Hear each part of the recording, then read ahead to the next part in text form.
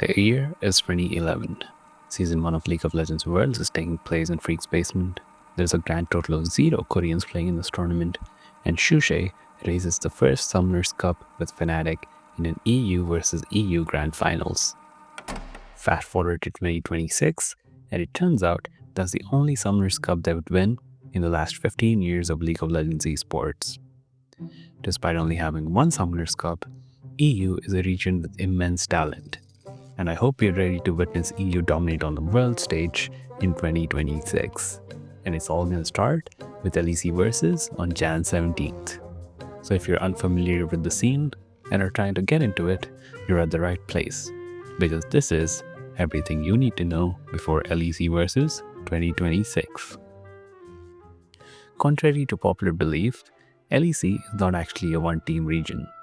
Believe it or not, there's actually 9 more teams out there other than G2, and they're all filled with incredible players. Also, for the first time, Riot is allowing 2 teams from the Tier 2 tournament to participate exclusively in the Winter Split. Shout out to K-Drill for pulling the strings behind Riot Games. These 2 new teams featured in the LEC would be Karmine Corp Blue for winning the Summer EMEA Masters, and Los Ratones for having the best EMEA performance last season. Without further ado, let's first talk about the format of the tournament. The regular season is going to last 4 weeks, where each team gets to face off 1 against each of the other 11 teams in a single round-robin, best-of-1 game format. After which, the top 8 of the 12 teams will then advance to the playoffs. I will be making videos covering the matches every week so that you won't be missing any of the action in case you actually have a life, unlike me. Now for the playoffs, the top 8 teams will be facing off in a double elimination bracket, where round 1 and round 2 will be best of 3 games, and the rounds after that will be best of 5s. Finally, the winner of the grand finals will be representing EU as Sao Paulo, Brazil, to get their ass whooped by the Koreans and the Chinese. Get your ass ready, G2. Now that we've covered the format, let's do a quick rundown of the 12 teams that will be participating in this tournament.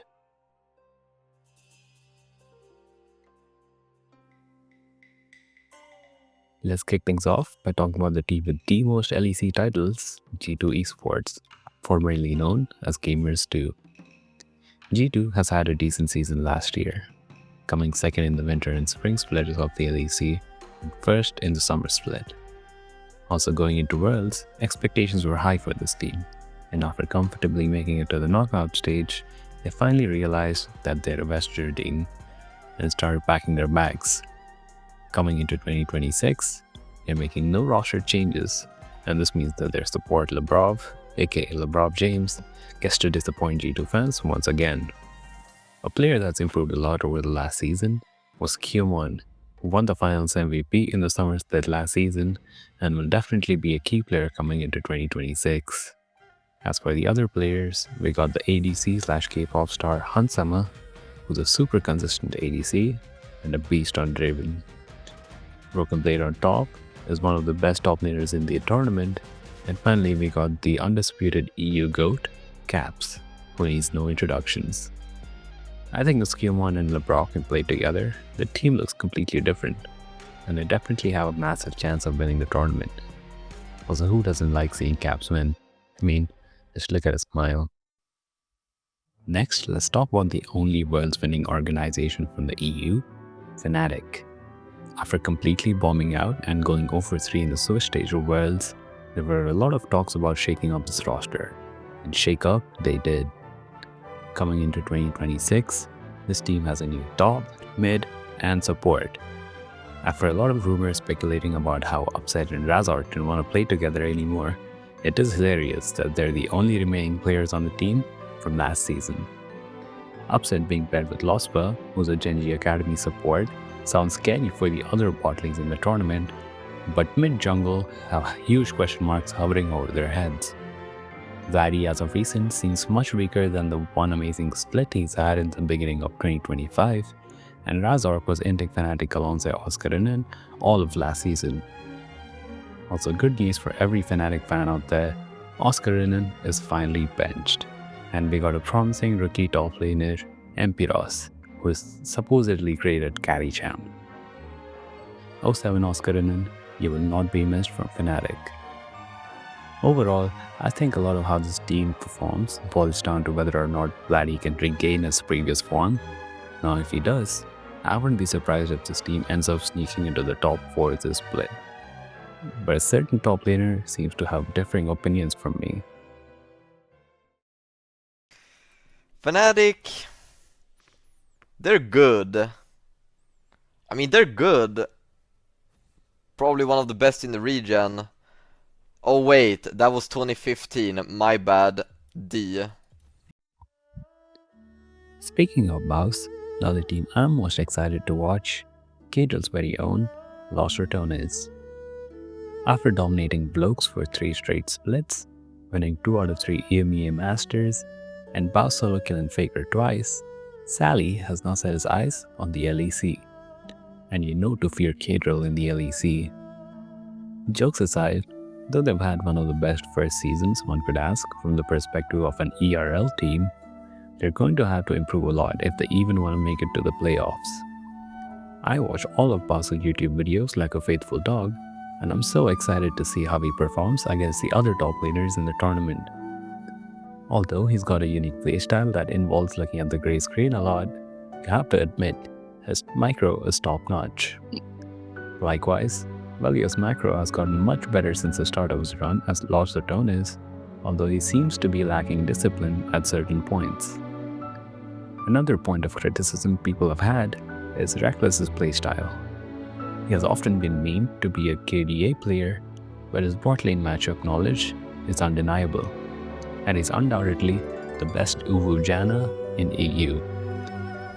Nemesis and Crowny have been looking solid last season, and as long as the top side of this team can stay relatively competitive, I'll be optimistic and say that I think this team has a slight chance of making it to the playoffs. One team that has had a huge glow up last season is Movistar KOI. They're created by the Spanish legends Ibai and Gerard Piqué, and naturally they've got the whole Spanish population backing them up. They've also got the fact going for them that 4 out of 5 of their players are actually Spanish, so this team truly feels like a national project. They're currently also working on having an academy team in the Spanish League, which will then be linked to their LEC team, and so I don't see MKOI falling off anytime soon. Huge shoutouts to Ibai. In their last season, they came second in the summer split and managed to win the spring split, but unfortunately couldn't get out of the Swiss stage in Worlds. They do, however, get a pass from me because they did have to face KT and T1 along the way, who as you might know were the finalists in last year's Worlds. The core of Elioya, Jojo and Alvaro is one of the strongest in the league, and Mervin has had some really funky picks on top lane, which don't always work, but hey, at least it makes the game fun to watch. Supa is one of the best ADCs in the tournament, and this team makes it hard not to root for them. Definitely contenders for the winter title.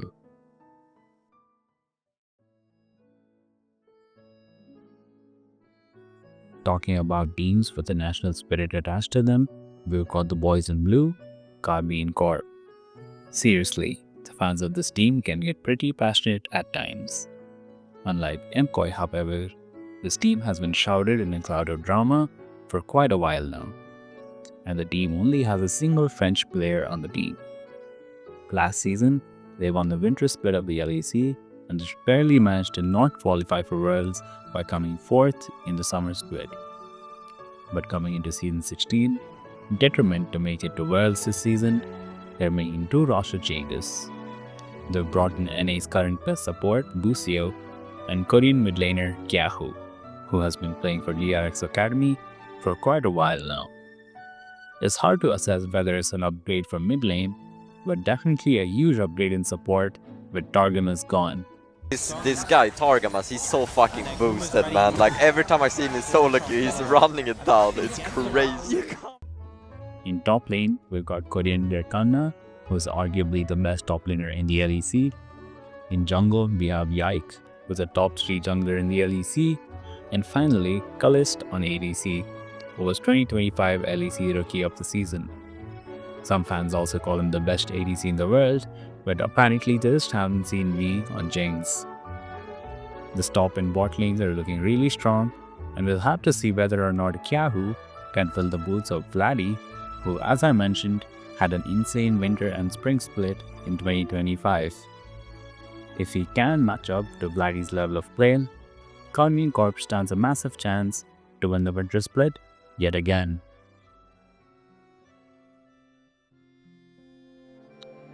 Next, let's talk about KC's Lil Bros and Summer EMEA Masters winners, KC Blue. They're one of the ERL teams that got invited for the split alongside Los Ratones, but they're going to be competing in the LEC with a roster that looks nothing like the one they had last season. The only players that managed to stay on this team is their jungler Yukino, which comes as a big surprise to many because he's turning down offers from Tier 1 NA teams just to play in the LFL for KC Blue. Pretty tragic for NA. Their mid laner Kamilu has only played in the LEC for a single season at Team Heretics, and while he didn't look too bad compared to the other mid laners in the LEC, he will be the only non-rookie on the team coming into LEC Versus. As for the other players, Tao and Hazel are from LFL 2, and Prime and Yukino are from the LFL. They're all players that have done great in their respective roles, but it's hard to say with confidence how good they'll be in the LEC. Among these rookies, it'll be interesting to see how Yukino fares in the LEC compared to the best EU junglers to see whether he can back up the statement he made by rejecting NA to stay on KC Blue. There's a new kid on the block generating quite a bit of hype surrounding themselves. The Ukrainian esports org famously known for its CSGO team, Navi. After inheriting the raw roster for LEC Summer 2025, the team absolutely crashed out and went 0 for 4 in the group stage. It was clear at this point that they needed something fresh. We need something fresh. And coming into 2026, they got a completely new roster featuring Ukrainian top laner Mainter, who's coming from KCB and was arguably the best top laner in the ERLs, Turkish jungler Rylek coming from the LFL, Demon Academy mid laner Probi, who's coming after breaking his back for FNATIC last season, Hansam D on ADC, which means we finally get to witness the legendary battle between Hansam A and Hansam D. And finally, we got Parus in support, who's another Turkish player from the LFL who played for Team PDS last season. I regret to bring this news to you that Hansam D will be playing under the name Hansam D this tournament, but I will be exercising my free will, and I'm choosing to completely ignore this change. A solid roster overall, and while I definitely don't think that they're title contenders, they do have what it takes to make it to the playoffs. And given all the rookies on this team, I think this team needs a couple of splits before they can become a real threat. Next up, we've got Team Shifters. Wait a minute, what was that? Oh, they just got tired of all the Team BDSM jokes, it seems. Too bad for them, they will hereafter be referred to as Team Shitters. After having a terrible last season compared to their 2024 season, Team Shifters have decided that changing team name and bringing in a new bot lane is what they need to escape the BDSM. And so their new signings are Korean Academy player Paduk and Trimby, who has somehow managed to escape Mordekaiser ult and gotten out of Brazil. It's hard to assess how good of an ADC Paduk is, but Trimby has performed really well in the LTA, carrying his team to Worlds. While Nook and Rooster are top tier in their respective roles, Bukada, I think, is the weak link in the team, and will have to step up big time if they want to go deep into this tournament. It will be interesting to see if Trimby can make a difference in the way jungle is played, and a jungle support connection is going to be super important for this team going into this winter split. Next, we've got a team that basically lives on the bottom half of the LEC, SK Gaming. But worry not, friends, we got Lisan Al Gaib here to save this team, the EU support goat, Mickey X. Yes, Mickey X has finally left FNATIC after their terrible Worlds run, and now he plans to build a roster around himself. I was optimistic at first when I heard that Mickey X was basically building this team, but then I realized who his best friend is, Leader, and along with him, we get Wonder on top lane. I don't know what Mickey X is cooking, but I'm eating this shit regardless of whether that shit is burnt.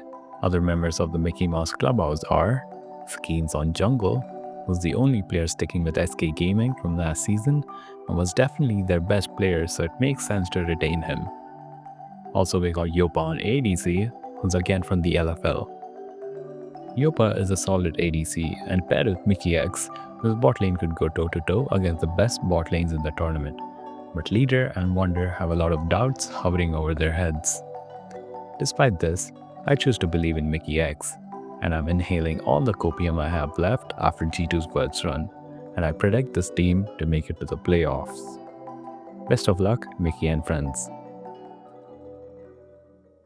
Next is another mainstay at the bottom half of the LEC. We got Team Heretics. While they did manage to make it to the playoffs all 3 splits, the boss says he wants more from the team, and so they're getting new signings on top, mid, and ADC. If you're a Heretics fan, it's a bit sad to see these players go because I think they needed more time to grow, but it's hard to argue against the decision given how they played. They've decided to keep Sheo and Stend, who looked like the 2 best players on the team last season, and they've brought in Trayson on top, who's a rookie from the Heretics Academy team, Seren on mid from the LFL, and Ice for ADC, who's arguably one of the top ADCs in the LEC. It will be interesting to see how they perform this season, given they're shaking up the roster for no reason, but if I had to guess, they'd barely qualify for playoffs again, and then go out in round 1 in classic Heretics fashion. Come on, Team Heretics, I believe in you.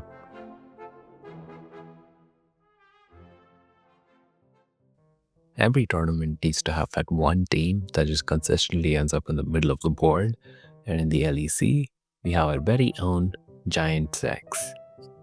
They're also coming into 2026 without any roster changes, and sources say that GiantX refused a 6-figure buyout for their support Jhin. Big help for FNATIC, but honestly, Noah and Jhin synergize really well together, so I'm glad that he's still on the team. Isma on Jungle, I feel like, has only been getting better last season, and together with Jackie's, they seem unstoppable when it's their day. Don't really have much else to say on this team, other than GiantX, please come 6th or 7th to prove my middle of the board theory. Lastly, to finish it off, we've got Rivals to Lovers story brewing in Team Vitality. After making it to the playoffs in 2 LEC splits last season, and winning the only EU tournament that matters, Team Vitality is back in 2026 with the ex-FNATIC mid, Humanoid. You might be questioning this move at first, but you have to consider that he'll be having his lover sitting right next to him, and you know you have to perform when the Huz is watching. This lover I speak of is none other than Karzi. For a bit of a backstory, they're on the same roster in 2021 Mad Lions, and Humanoid was playing like a freak on that team. And of course, he never reached those same heights again in FNATIC. I think Vitality's strongest players were Nagnako and Zazek last season, so it does hurt a bit to see Zazek go. Linkus and Fleshy are mid-LEC level at best, and I think a lot will be up to Karzi to inspire 2026 Humanoid to play at his peak again. Love is the strongest drug in this world. I am a drug addict, and so I hope the roster makes it to the playoffs at least.